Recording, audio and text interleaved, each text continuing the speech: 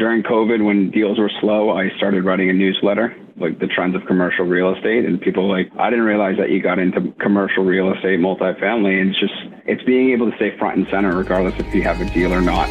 Are you about to start a podcast or producing a podcast and tired of doing the editing yourself? We have produced over 1,000 daily shows, and the production team that I've created, they're now available to produce shows for you as well. We can do as little or as much as you need, from finding and communicating with guests, preparing introductions, to editing the audio and video. You will sound better, have a more professional presence, and be able to spend your time doing other valuable tasks on your business. Let me know you're interested by emailing me directly at whitney@lifebridgecapital.com. This is your daily real estate syndication show. I'm your host, Sam Rust. Joining us today is Brendan Chisholm, who is a real estate syndicator with a core focus on asset management. He's a general partner and over 100 units, been acquired in the last year and a half, and a limited partner on almost 350 units. Brendan is growing his portfolio by focusing on acquiring distressed and value-add commercial real estate in emerging markets across the United States. In parallel to his work in real estate, he also works for a large telecom company where he's tasked with securing large-scale access, marketing, and bulk agreements to multifamily developers and property managers. Brendan, welcome to the show. Thanks for joining us today. Thanks, Sam. It's a pleasure to be on. Looking forward to enlightening all the guests that listen. Yeah, definitely. So I was looking through your background. You've done quite a bit in fleet and logistics management for several different companies. Where along that path did you run across real estate, and what made you decide to get into syndication here just in the last couple of years? So it's been about 4 years for me learning and educating myself on the syndication side. Got into it with my previous employer when having conversations with some of my previous employer, being Jaguar Land Rover North America, having conversations with some of the dealer principals and general managers as to where they made their money. And a lot of people made their money in commercial real estate. So I'm like, let me look into this, figure out how to do it. I had a 45-minute commute back and forth, both in most days, and started listening to podcasts. And instead of watching your night shows, I just jumped into books and educated myself as much as possible to figure out how I could create and add value to the multifamily world. Yeah. And there's a lot of folks that listening that are probably in your shoes. They have heard about syndication a couple of times, but want to get started. Is there any resources that stood out, either book or podcast, that were especially helpful in your beginning stages of the journey? Sure. I initially wanted to do like turnkey, long distance, single family investing. My whole aspiration was to just do stuff passively and try to climb up the corporate ladder. So I started reading into Bigger Pockets, all of this stuff as to the pros and cons of turnkey and single family investing in out of state markets. Me being from the tri-state area, it's a little more difficult to source stuff that's $100,000, where you could try to find something in the Southeast for less than that. And then one of the first or second real estate meetups I went to in my home area, there was a gentleman who was talking about multifamily, commercial multifamily, just in general. And that was his coaching platform and how he simplified it, and essentially buying a business and optimizing the business by figuring out where you can drive revenue, decrease expenses. And I was hooked at that point. I ended up going into his coaching program for 18 to 24 months, and it really provided me the fundamentals to be competent and confident when talking to brokers and underwriting deals, and knowing what to look for and how to drive that value that you can find in any of the larger properties that you purchase. So that was 2018. Almost 2 years doing that, networking with people, and just got to where I am and started meeting other people through other meetups. And I was asked by one of my business partners now, with a couple of the guys that are on the general partnership for our 2 deals, to jump onto their deal in Noonan, Georgia. And we've been off and running since then. And it's been a very fast pace 18 months in commercial real estate, and just the best way to do it is get the experience, and could no longer sit around and just have the inactivity of just learning, and just thought I'd just dive in and figure it out.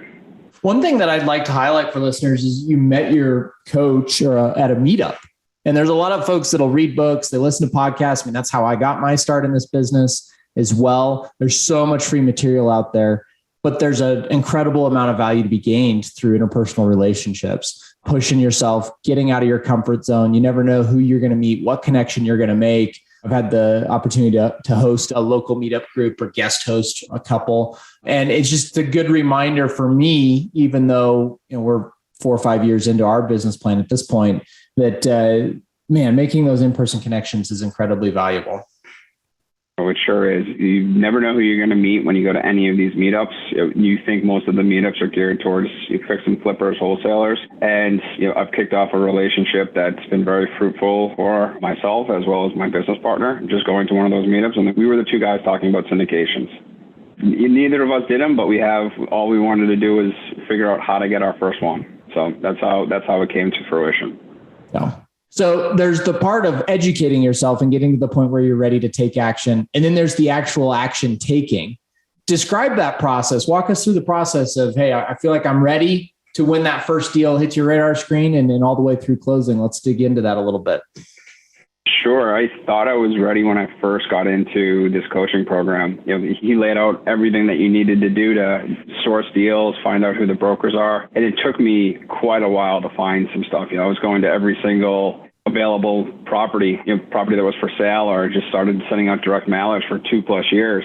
And then I started meeting more people through just networking as such, and got asked to help raise equity for one gentleman, and that deal fell through. And the gentleman I keep on referring to, he asked me to join his general partnership. So it was like 5 out of the 6 people, this is our first syndication. We have a 6th person who has some experience. We're all just going to have to figure out how to raise money and close a $2.5 million equity raise together. So all of us thought we were, our stuff didn't stink at that point, and thought we could raise as much money as possible just by asking people to do it. Unbeknownst to me, I think it was just more of me just being on my high horse. I didn't fail, but I didn't raise as much money as I expected to do. And it was a humbling experience, but I was able to raise a 6-figure amount, very, very low 6-figure amount. However, it's just going through your phone book and figuring out who do you need to call to help bring in capital for it. Regardless of how good the deal is, it's, a lot of people like the jockey as well. So we got the deal under contract, and we just went off and running, because the first deal that we purchased was a 53-unit distressed deal in Noonan, Georgia, which is about 30 miles southwest of Atlanta. 9 down units, and then another 14 units that needed to be renovated. We tapped on the shoulder of an interior designer to help provide some guidance as to what we needed to do. But we had a formidable business plan in place, refurbishing all of the kitchens and the whole interior of those down units, bringing in stainless steel appliances, new cabinets of the such, putting in an all-in-one washer dryer, and upgrading the bathrooms. From there, once we got the momentum going, this was the beginning. We acquired it in February 2021. And at that point, this was right before all of the narrative of the high, the double-digit rent growth that we saw. We thought we were underwrote conservatively as a group, and then rents just started to pop down in the area. From there, there were 6 of us, so on a 53-unit deal, we tried to find where our niche was. We had 2 guys really leading the acquisition and developing their business plan, and me trying to figure out where I could add value in the business plan. I started contacting local zoning attorneys, and we were able to turn the leasing office that we have at the property into a 54th unit, and that should be done in the next week or so. So adding, a 54th unit, finding some more ancillary revenue, introducing RUBS, it was just full on. For everybody who's a first-time syndicator, it was the best experience that you could have done to do such a hands-on deal such as this.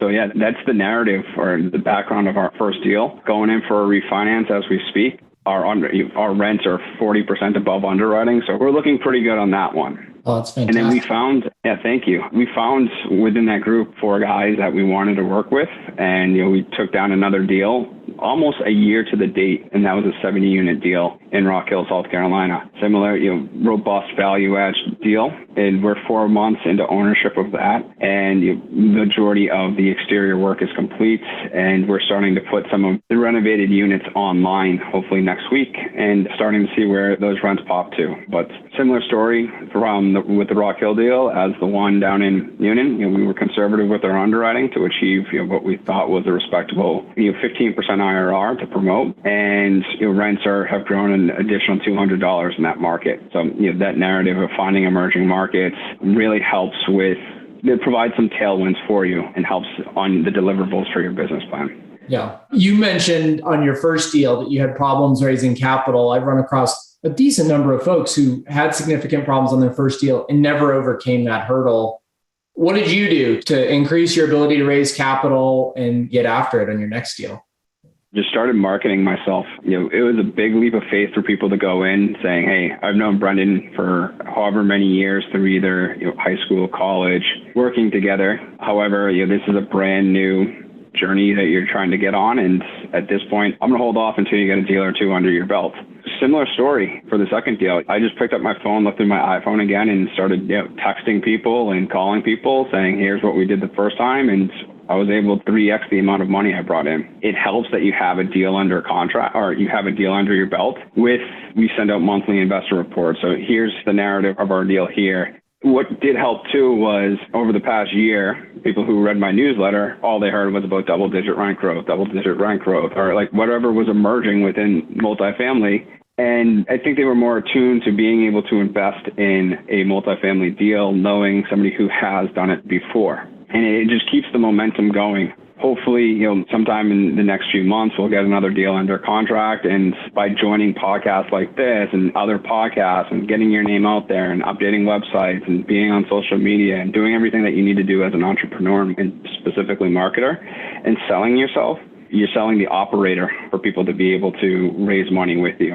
I'd like to say I can bring in 7 figures right now, but I have goals for the entire year as to what I would need to do. But it's just building up that funnel to make sure when the next deal arises that you present something that is conservative, has risk-adjusted returns, some tax benefits, and it makes it appealing for people who want to invest with you.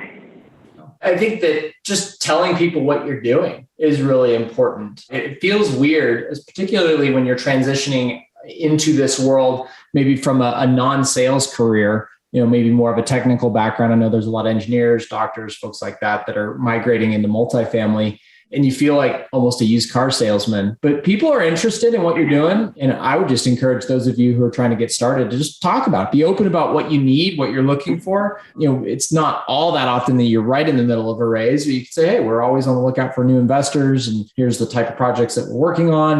And you'll find more often than not that people strike up a conversation and have their curiosity sparked by running into you. Right. And yeah, that's a big thing.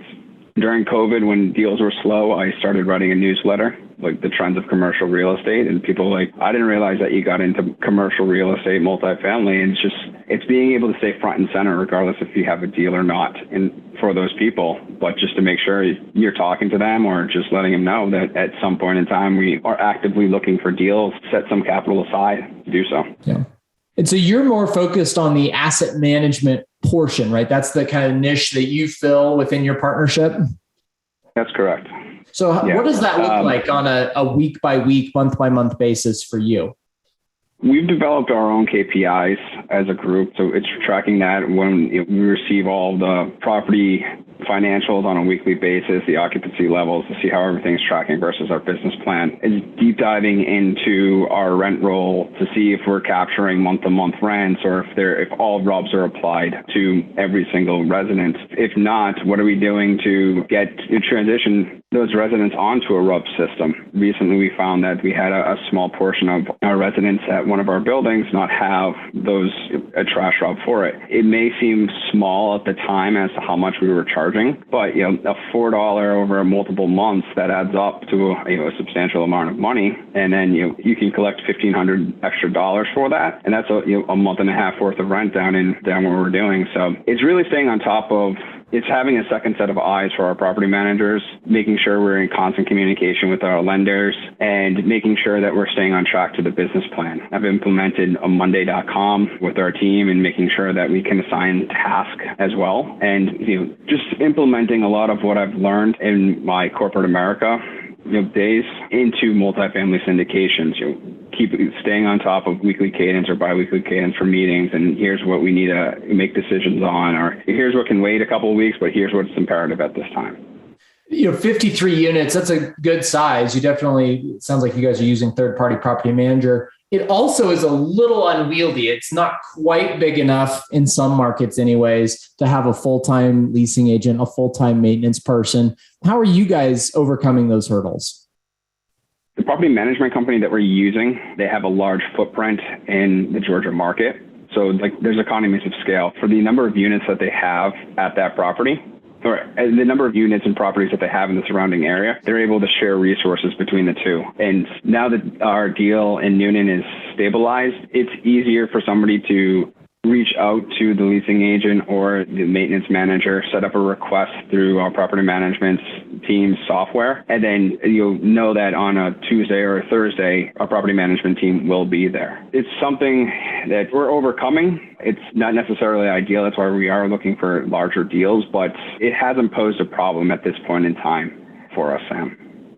It's definitely something that shouldn't be an obstacle, but it is something that I would encourage folks that are getting into syndication themselves. Just know if you're going to be under 100 units, that it's going to be a little bit more management intensive from an asset management perspective, because you're not necessarily going to have that day-by-day presence in an office on site.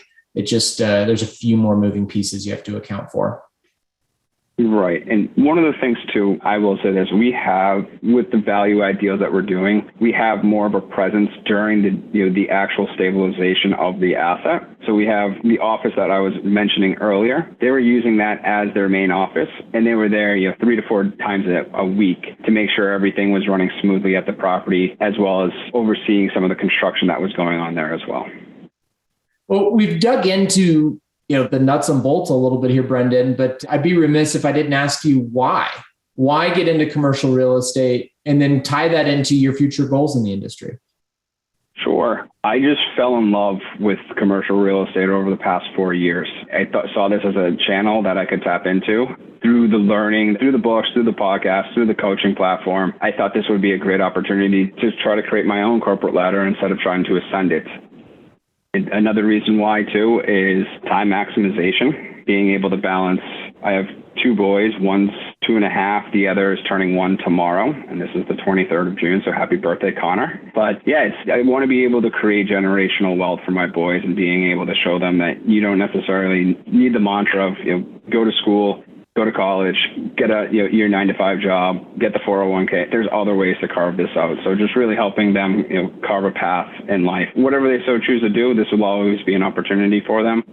I think that really captures my why, and where I'm going is we're continuously looking and active in the Southeast, looking for new deals. We're trying to find that value add deal that meets our underwriting criteria to make it attractive for people to invest with us. And at this point, we're making offers on, it feels like 20 offers a week. That's what it feels like right now. But you need to keep on doing that to be able to find that needle in the haystack, and making sure that you reduce people's downside risk, and there's enough meat on the bones for upside there as well. There's no unit count number that I want to get to. I think it's just being able to support transition fully away from corporate America and just running my own syndication business. Well, in some cases, that could only take one deal, right? If it goes well enough. It sounds like you guys are well on your way with the ones you've been able to take down to this point. I hope, living where I live and having 2 boys, I don't think one deal is going to cut the cake. I think it's 7 to 10 deals is the number I'm really looking for. First, retire my wife, and then allow myself to transition fully into this. Oh, that's fantastic.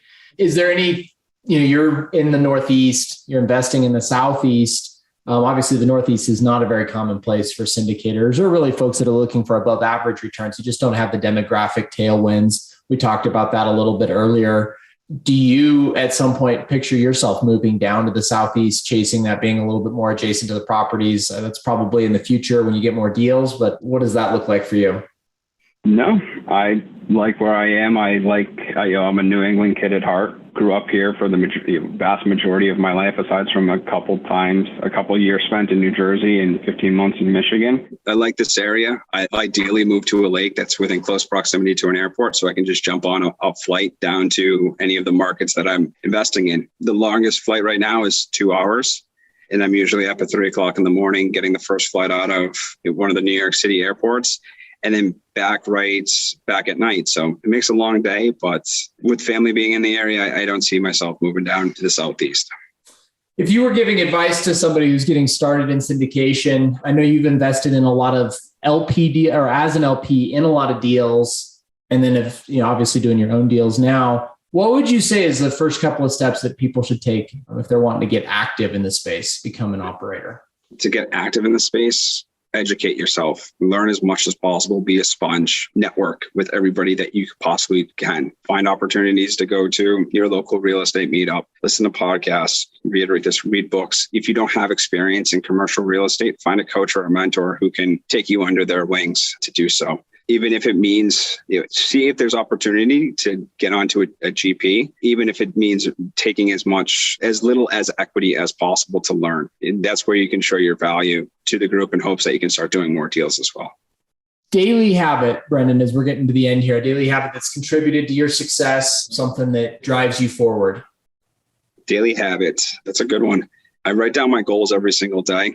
And I started journaling this year, and it's really allowed me to have that focus on what I want to achieve, personally as well as professionally. So that's a big one for me. Yeah, I found that as well. That writing, Hal Elrod, Miracle Morning, big on writing it out. And as I've incorporated those aspects into my morning routine, there is something to actually physically writing it down that makes a big difference. Fantastic. Well, Brendan, if folks want to reach out, learn more about what you're doing and the markets that you're chasing, deals that you're chasing, how can they get in touch with you? Sure. You can give me a call. My number 978-835-9376. You can reach out to me via email at Brendan@BKC Holding. That's B as in Bravo, K as in Kelly, C as in Charlie, Holding without the S .com. Awesome. Sure. We'll put links to that in the show notes. Thank you, Brendan, for joining us today. Congrats on your success. Look forward to following you for more in the future. And thank you to our audience for joining us. This is your host, Sam Rust, signing off. Thank you for being a loyal listener of the show. Please subscribe and share it with your friends. We want to help you become the passive investor you've always wanted to become, but also the operator you've always wanted to become. We want to be the number one resource for your real estate investing journey. But go to lifebridgecapital.com where you can start investing in real estate today.